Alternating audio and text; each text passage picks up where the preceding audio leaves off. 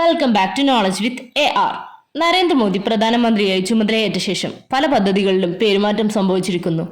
നിലവിലുള്ള പദ്ധതിയെ പുനർനാമകരണം ചെയ്ത് റീബ്രാൻഡ് ചെയ്യുന്നത് കേന്ദ്ര സർക്കാരിന്റെ പുതിയ രാഷ്ട്രീയമായി മാറിയിരിക്കുകയാണ്. ഇന്ത്യയിലെ ചില പ്രധാന പദ്ധതികളുടെ പഴയ പേരും പുതിയ പേരും നമുക്കൊന്ന് നോക്കാം.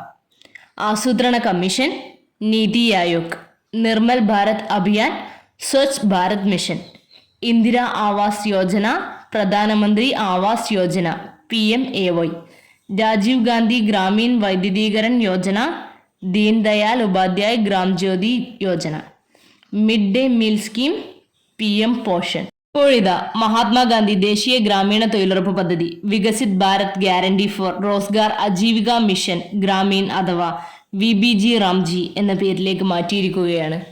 ഈ പേരുമാറ്റങ്ങളിലൂടെ കേന്ദ്ര സർക്കാർ ഉന്നം വയ്ക്കുന്നതെന്ത്? നിങ്ങളുടെ ഒപ്പീനിയൻ കമൻറ്റ് ചെയ്യുക. ഇത്തരത്തിലുള്ള കൂടുതൽ വീഡിയോസിനായി നമ്മുടെ channel like, share and subscribe.